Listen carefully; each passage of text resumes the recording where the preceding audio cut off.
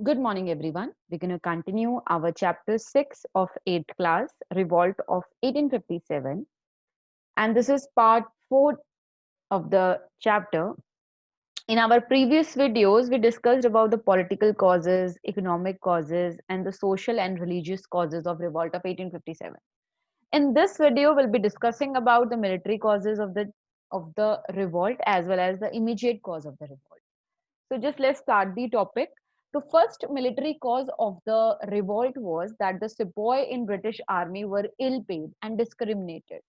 They were often denied promotion. तो अगर हम स्टार्टिंग से देखें जो ब्रिटिश सिपॉइज थे, सिपॉय सबसे पहले कौन थे? सिपॉइज उनको बोला जाता था जो Indian people were employed in British army. ठीक है, सबसे पहले सिपॉय के बीच डिफरेंस कीजिए, सिपॉय और सोल्जर। सोल्जर्स नॉर्मल ब्रिटिश के जो आर्मी, जो ब्रिटिश एम्प्लॉय होते थे ब्रिटिश आर्मी में, उनको सोल्जर्स बोला जाता था। एंड जो इंडियन लोग ब्रिटिश आर्मी में एम्प्लॉयड होते थे उनको सिपॉयज बोला जाता था।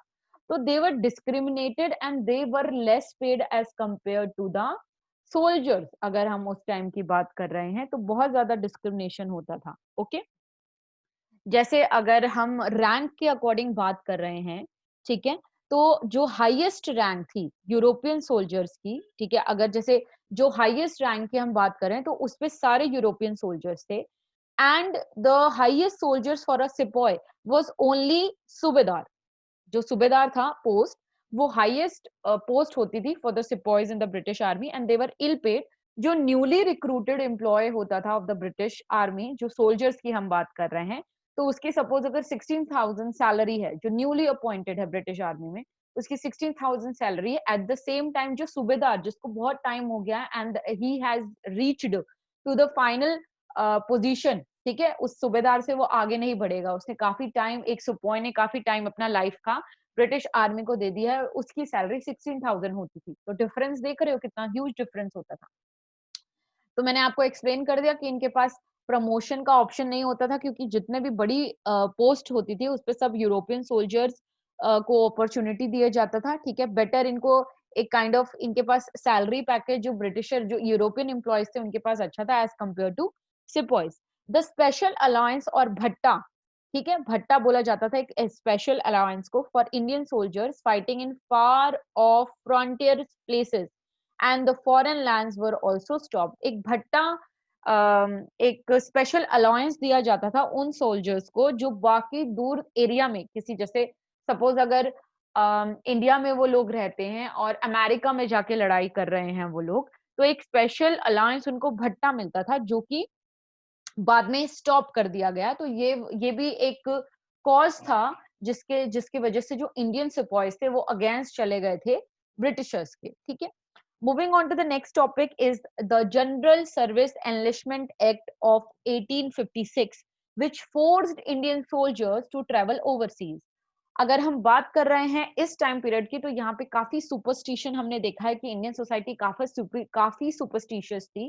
तो 1856 के टाइम पे एक वर्ड जिसको हम बोलते हैं समुद्र लांघन, ठीक है, समुद्र लांघन को अच्छा नहीं माना जाता था। ऐसा माना जाता था कि अगर आपने समुद्र को लांघ लिया, अगर if you will be travelling above on the sea, तो आप लोग अपने रिलीजन से हाथ धो बैठोगे, आप लोग अपना रिलीजन खो दोगे। और जो ब्रिटिशर्स थे उनको क्या करना पड़ता था, जो ओवरसीज अगर उनकी लड़ाई हो रही है तो उनको ऑब्वियसली ट्रेवल करना पड़ेगा।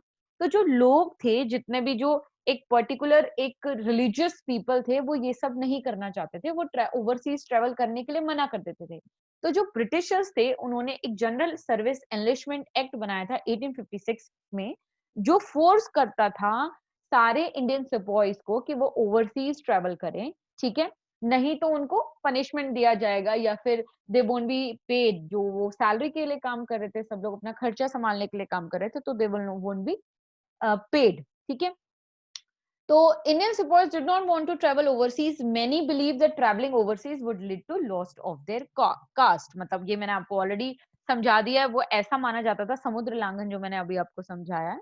ठीक है, तो समुद्र लांघन का मेन प्रॉब्लम वाज कि अगर दूसरे एरिया में आप लोग जाएंगे ट्रैवलिंग थ्रू द सी, तो वो अपना रिलीजन को खो देंगे। तो ये this was very superstitious thing जो लोग बिलीव नहीं करते थे।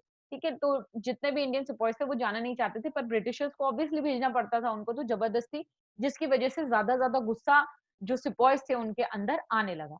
एट द सेम टाइम इसमें हम एक और पॉइंट डिस्कस करेंगे, जैसे अभी मैंने आपको बताया कि सुपरस्टिशन बहुत थी, कास्ट को बहुत ज्यादा माना जाता था। Our society was basically divided into 4 castes, that is ब्राह्मण, क्षत्रिय, वैश्यास एंड शूद्रास। ठीक है, अब Britishers do not have this idea कि भाई 4 कास्ट है और अलग अलग कास्टों को फॉलो करना है, किस कास्ट को देखा जाए। उनको जिस भी टाइप का पर्सन मिलता था वो एम्प्लॉय कर देते थे उसको ब्रिटिश आर्मी में। ठीक है, चाहे वो ब्राह्मण क्लास का है, चाहे वो क्षत्रिय क्लास का है, चाहे वो शूद्र क्लास का है, या वो वैश्य क्लास का है, सारे उनके लिए तो सब Britishers felt that every person is equal. तो when a person from a Brahmin class, ठीक है, son of a Brahmin class is employed in the British Army, at the same time a person from Shudra class is also employed in the British Army। तो ये बहुत ज्यादा clash कर जाता था वहां पे, वो एक साथ एक दूसरे के सामने नहीं खाते थे, एक दूसरे के साथ बैठना पसंद नहीं करते थे, तो ये बहुत ज्यादा प्रॉब्लमैटिक क्रिएट करने लग गया in the military, in the army. तो इसकी वजह से भी काफी प्रॉब्लम आई कि भाई ये हमारे कास्ट सिस्टम को मजाक समझ रहे हैं, जो ब्रिटिश वाले लोग हैं ये कास्ट सिस्टम को मजाक समझ रहे हैं, प्रॉपरली डील नहीं कर रहे हैं।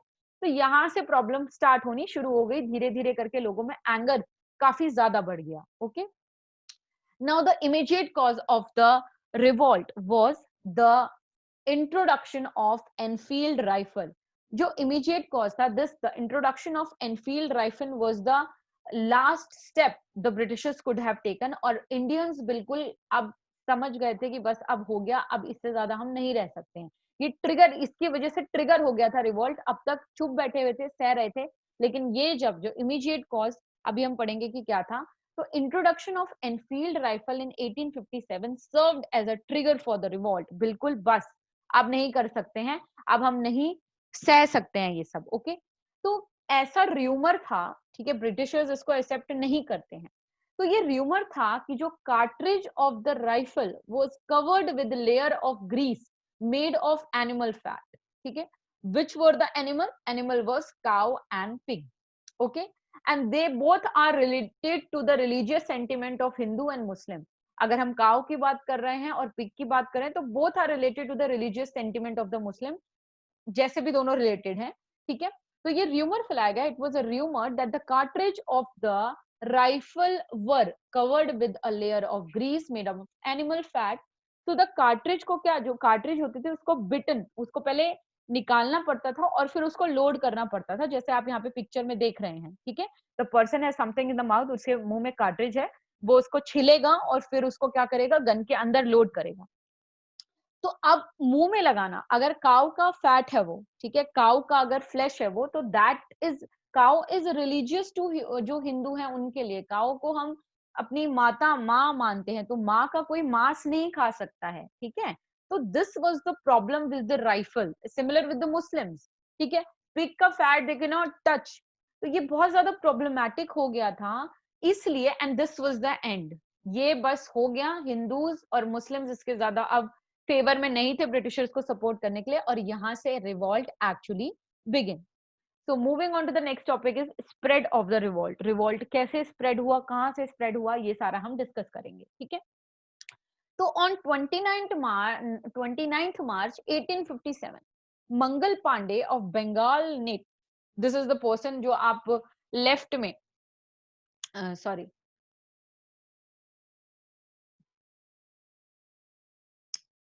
so spread of the the next topic is, so the next topic is spread of the revolt। ये रिवॉल्ट स्प्रेड कैसे हुआ, अभी तक हमने कॉजेस डिस्कस करे, अब हम डिस्कस कर रहे हैं कि रिवॉल्ट एक्चुअली में स्प्रेड कैसे हुआ, ये एक जगह से दूसरी जगह फैला कैसे।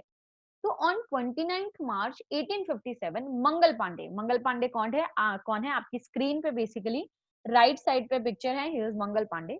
तो मंगल पांडे एक सिपॉय थे first of all British army में। ठीक है, and he belong to the Bengal native infantry at Barrackpore.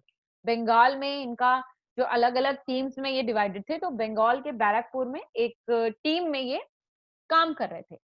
He rebelled and refused to use the Enfield rifle। He was the first person जिन्होंने रेबेल किया और रिफ्यूज करा कि ये एनफील्ड राइफल यूज नहीं करेंगे। अब ब्रिटिशर्स उस टाइम पे ऐसे सोचते थे कि उन्होंने जो बोल दिया वो बोल दिया। ठीक है, इनकी किसी ऑफिसर के साथ कहासुनी हो गई थी, किसी को इन्होंने शूट भी कर दिया था, जिसकी वजह से इनको एग्जीक्यूट कर दिया गया, ठीक है। लेकिन जब इनको एग्जीक्यूट किया गया तो बाकी के जो इन्फेंट्रीज थी, जो बाकी के एरियाज में जितने भी सिपॉइज की इन्फेंट्री थी वो भड़क गए, जिसमें से सबसे ज्यादा जो भड़की थी वो है मेरठ। तो राइजिंग कहाँ से स्टार्ट हुआ है, हमारा जो रिवॉल्ट है वो एक्चुअली स्टार्ट हुआ है मेरठ से, ठीक है। इतना क्लियर है सबको? मेरठ से हमारा एक्चुअल में रिवॉल्ट स्टार्ट हुआ है। एक बारी हम जरा मैप को ध्यान से देखते हैं तो मेरठ कहाँ लाई करता है। ओके, एक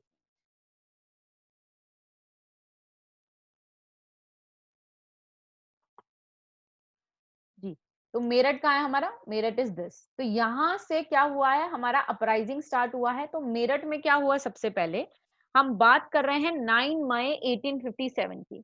29 मार्च 1857 को मंगल पांडे ने रिफ्यूज करा, ठीक है। इस बीच 29 से 9 के बीच उसको एग्जीक्यूट कर दिया गया। मेरठ में 9th में 1857 को बहुत ज्यादा रिवॉल्ट होना स्टार्ट हो गया। जितने भी इंडियन सोल्जर्स थे, जब मंगल पांडे को एग्जीक्यूट किया गया, उसके बाद जितने भी इंडियन सोल्जर्स थे उन्होंने रिफ्यूज कर दिया कि वो कार्ट्रिज राइफल्स नहीं यूज करेंगे, और वहां पे रिवॉल्ट हो गया, ठीक है।